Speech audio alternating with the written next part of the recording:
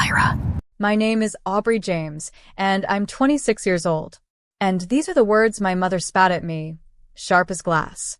I wish I'd erased you before birth. You're nothing but a stain on this family. The room went silent, every eye shifting toward me. She wanted them all to see it. The humiliation, the dagger she was driving into my chest. Her voice didn't crack, her hand didn't tremble. She said it like it was fact.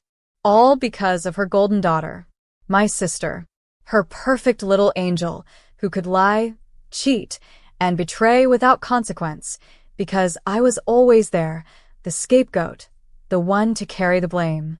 She covers for you, Mom hissed, her eyes burning into me. And what do you give us back? Nothing. You're worthless. Worthless.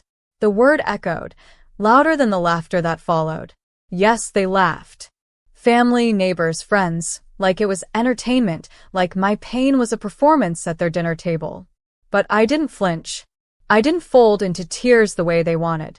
I stood my ground, my glass trembling in my hand, my pulse a storm in my veins.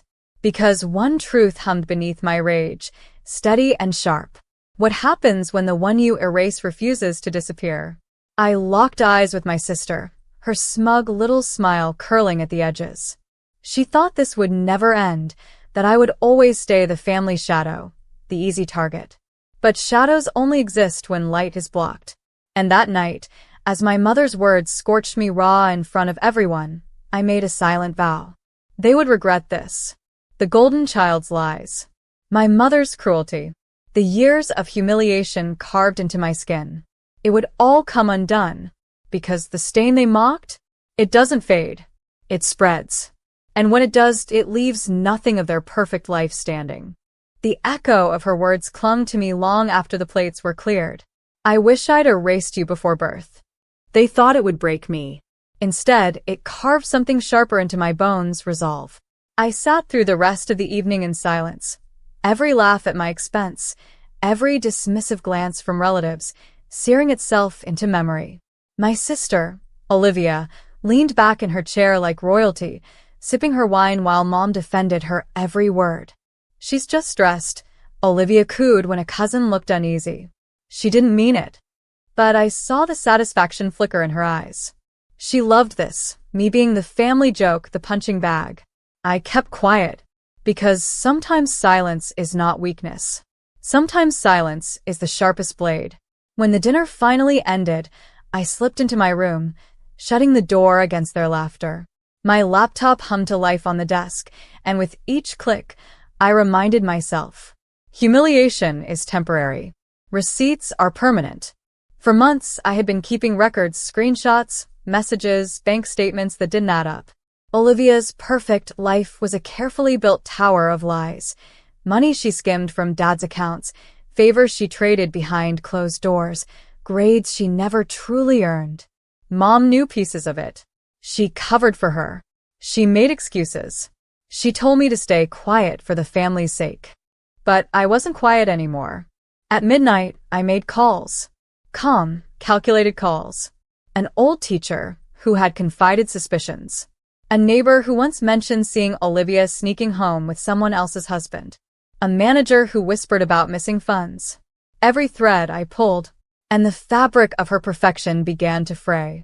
The next morning, while Mom fussed over Olivia's breakfast like she was royalty, I sat at the table with my phone buzzing. Notifications poured in, confirmation emails, forwarded evidence, people eager to talk once they realized I wasn't afraid anymore. Olivia smirked at me across the table. What's wrong, Stain? Still sulking. I smiled back for the first time in years. No. Just getting started. Her fork froze midair. Because she had no idea the avalanche I had already set in motion. By tonight, the lies she had built her empire on would be nothing but rubble. And Mom? She would finally see the daughter she worshipped for what she truly was. By noon, the phone calls had turned into meetings. People who had once stayed silent now wanted their voices heard. It was like a dam breaking. Suddenly, everyone had a story about Olivia. The college professor who suspected she had plagiarized entire essays. The boutique owner who said her unpaid balance stretched into the thousands. The HR manager whispering that Olivia wasn't the star employee she claimed to be, but a liability one signature away from termination. Every truth she buried was crawling into the light. And I was the one holding the lantern. I didn't feel triumphant. Not yet. The humiliation from last night still pulsed in my chest like a bruise that wouldn't fade. My mother's words, her laughter, her dismissal. She hadn't just chosen Olivia over me. She had erased me. But the more I pieced together Olivia's perfect mask, the stronger my resolve grew. At 4 p.m., the first crack appeared. Dad came storming into the living room, phone in hand, his face a storm cloud. "Olivia," he barked, "why did the bank call me about overdraft notices?" Olivia's smile faltered, but only for a second. "It's nothing, Dad. Just a mistake." I watched her scramble, her voice dripping with honey as she tried to smooth it over. But I saw the twitch in her jaw. The mask was slipping. Mom swooped in immediately. "Don't raise your voice at her. Aubrey is the one always snooping around. I'm sure she's stirring things up." And there it was. The knife twisted again. My mother would rather blame me, her stain, than face the truth about her precious Olivia. I didn't argue. I didn't defend myself. Because right then my phone buzzed again. A message from the bank representative I'd spoken with last night. "Aubrey, we've traced the transfers. You should probably see this." Attached were records, line after line of transactions. Thousands of dollars siphoned off Dad's account. All signed, authorized by Olivia. But one detail made my pulse stop cold. Some of those transfers weren't just to Olivia. They were to Mom's account. The golden child wasn't lying alone. She had a partner. My mother. The same mother who spat she wished I'd never been born. Suddenly, her cruelty wasn't just emotional. It was survival. She wasn't defending Olivia out of love. She was defending herself. And that meant exposing Olivia would drag her down, too. For the first time, I understood the depth of what I was about to unravel. And I promised myself I would not stop. The numbers blurred on the screen as I scrolled through the transfers again and again. My mother wasn't just covering for Olivia. She was cashing in. Every overdraft, every accident swept under the rug. It all made sense now. And suddenly, her venom toward me burned in a new light. I wasn't just unwanted. I was dangerous. Because unlike Olivia, I noticed. I paid attention. I remembered the details others ignored. That made me a threat. I stared at the glowing phone in my hand and whispered to myself, "She doesn't hate me because I'm weak. She hates me because I'm the only one who can ruin her." By 6 p.m., whispers were already circling through the family group chat. A cousin texted me privately, "Is it true about Olivia?" Dad said something about missing money. I didn't answer. Not yet. Timing mattered. At dinner, the tension was thick enough to cut. Olivia looked pale, her smile stretched too tight. Mom hovered protectively beside her, shooting daggers at me every time I lifted my glass. Dad sat stiffly, jaw clenched, checking his phone every few minutes. I wanted to scream, to throw the evidence in their faces, to demand an apology for every cruel word, every humiliation. But revenge isn't loud. It's patient, precise, silent until it crushes. So I chewed slowly, nodded when spoken to, and let them believe I was sulking. When dinner ended, Olivia retreated to her room. I slipped outside onto the porch, my phone in hand. The night air was cool, the sky ink black. And then it rang. The bank representative again. His voice was low, urgent. "Aubrey, there's more. We found that some of these transfers, they weren't just to cover debts. Someone's been moving money into a private account. Offshore. Both your sister and your mother signed." I froze. Offshore. Secret. Hidden. The stain of betrayal ran deeper than I thought. It wasn't just lies. It was theft, deliberate and calculated. As I hung up, I caught sight of the living room window. Through the glass, I saw my mother's face, pale against the lamplight, watching me from inside. She knew. She knew I was onto her. And the look in her eyes wasn't maternal. It was fear. That's when I realized. The game had already shifted. They thought they were erasing me. But now? They were terrified of me. Fear has a smell. That night, I could taste it in the air every time my mother glanced at me. She followed me into the kitchen as I rinsed my glass. Her voice was soft, almost trembling. You're always looking for trouble, Aubrey. Don't dig into things you don't understand. I turned slowly, meeting her eyes. Then explain it to me. Help me understand. Her mask cracked for half a second. Then she straightened her shoulders, cold as marble. You've always been jealous of your sister. This obsession of yours will destroy you. But I wasn't the one crumbling. She was. That night, I sat cross-legged on my bed, my laptop glowing in the dark. My inbox filled with messages, documents forwarded, testimonies offered, screenshots piling higher and higher. It wasn't just Olivia's reputation at stake anymore. It was Mom's freedom. By dawn, I had a folder thick enough to bury them both. The evidence of fraud, theft, academic dishonesty, even whispers of affairs Olivia had dangled to get ahead.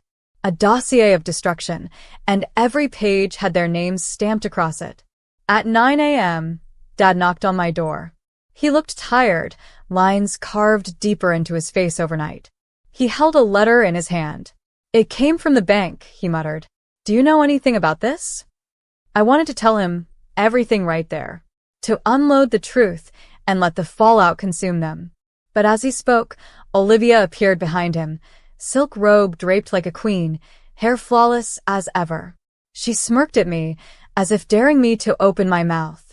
Mom hovered behind her, eyes sharp, lips tight. For a moment I hesitated. The weight of all their cruelty pressed down on me. The urge to scream, to fight, to demand recognition, it pulsed like fire in my chest. But then I thought of every humiliation. Every dinner where I was mocked. Every time Mom called me a stain. Every time Olivia laughed while I bled inside. And I smiled. A quiet, terrifying smile. Not yet, I told Dad softly. But you will. Their faces shifted, confusion, irritation, a flicker of unease. Because they didn't realize the trap was already closing.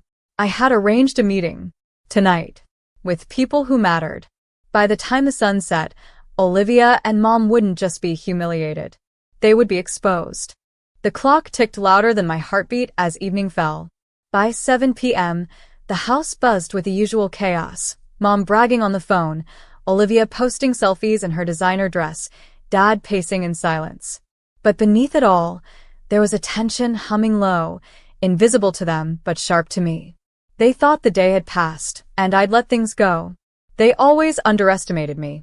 At 8 p.m., I slipped out, heels clicking against the driveway. The black sedan waiting by the curb wasn't family, wasn't friends. It was the bank investigator, the lawyer, and 2 family friends who had finally had enough of Olivia's lies. We drove downtown, the city lights flashing like warning signs. Inside the quiet conference room, I laid it all out. The forged signatures, the offshore account, the transfers funneled through Dad's name without his knowledge. The lawyer's eyes narrowed. This isn't just fraud. This is federal. Your sister and mother could face prison. The words should have felt heavy. But instead, they lifted something off me. For once, it wasn't me standing on trial. It was them. When I returned home at 10:15, the living room lights were blazing. They were waiting. Mom's face was tight with suspicion. Where were you? Olivia leaned back on the couch, legs crossed, smirking. Probably at her pathetic grocery job. Dreaming she's important. Her laugh clawed at me, but I didn't flinch. I walked past them, calm, collected, letting silence sting harder than words. Because I knew what was coming. At 9:14 p.m., while I was still in that downtown office, the bank had already made their call. Straight to Dad. Straight to the man they thought would always look the other way. And I saw it in his eyes now. The storm building. The betrayal settling. Dad stood abruptly, shoving papers onto the table. Bank statements. Letters. Proof. Enough, he thundered. His voice cut through the room like a blade. Do you two have any idea what you've done to this family? Mom blanched. Olivia sputtered. Their perfect facade cracked under the weight of truth. But before I could savor it, Dad turned to me. His gaze wasn't soft. It wasn't gentle. It was wary, as if he was wondering how I'd managed to uncover what he had missed for years. And in that moment I realized the next battle wasn't just against them. It was against everyone. The house had never been so quiet. Not even the hum of the fridge or the tick of the old clock dared to interrupt what had just unfolded. Dad's hands trembled as he gripped the stack of statements. He wasn't looking at Mom. He wasn't looking at Olivia. He was staring at me, almost as if I were the intruder. Mom broke the silence first, her voice high-pitched, desperate. She's lying, Daniel. She's always been jealous, always scheming to tear this family apart. But Olivia's composure cracked. She leapt forward, grabbing the papers, flipping frantically. This doesn't mean anything. Everyone moves money around. It's not. Dad cut her off with a roar I'd never heard before. Not into offshore accounts with forged signatures. Olivia froze, her face pale, lips quivering. Mom grabbed her wrist, pulling her back, like a queen shielding her heir. Daniel, listen to me. We did this for the family. For stability. You don't understand. But Dad wasn't listening. His eyes flicked between them, then back to me, and for the first time I saw something new there, fear and respect colliding. He finally understood I wasn't the weak one. I was the only one standing tall. Still, his voice dropped into suspicion. Aubrey, how did you get this? Who's helping you? I met his gaze, without flinching. The truth doesn't need help, Dad. It just needs someone brave enough to drag it into the light. For a moment, I thought he might thank me, but instead, he sank into the armchair, burying his head in his hands. Because the truth wasn't just about them anymore. It was about him too. The account wasn't in Mom's name alone. Some of the signatures were his. And whether he was complicit or careless, I couldn't yet tell. But Mom saw the opening and pounced. See? She's trying to ruin you too. Don't let her manipulate you. Olivia nodded, eyes wet. Dad, she wants everything for herself. She'll destroy us just to feel important.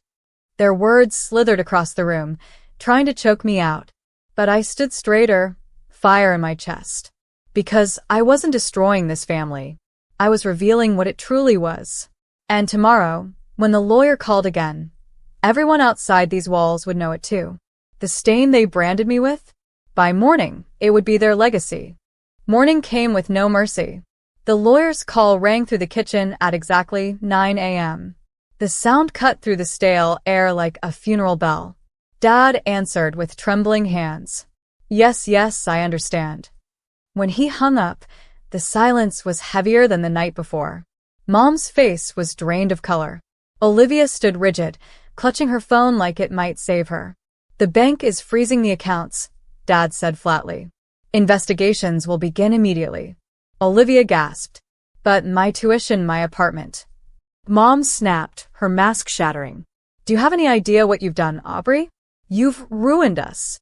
Her words didn't sting anymore. They fell flat, empty, powerless. Because for the first time, I wasn't the one begging to be seen. They were. That evening, whispers spread across town. The golden daughter wasn't golden anymore. The mother who paraded perfection now hid behind drawn curtains. Invitations stopped. Friends pulled away. Respect, once demanded, evaporated like smoke. And me?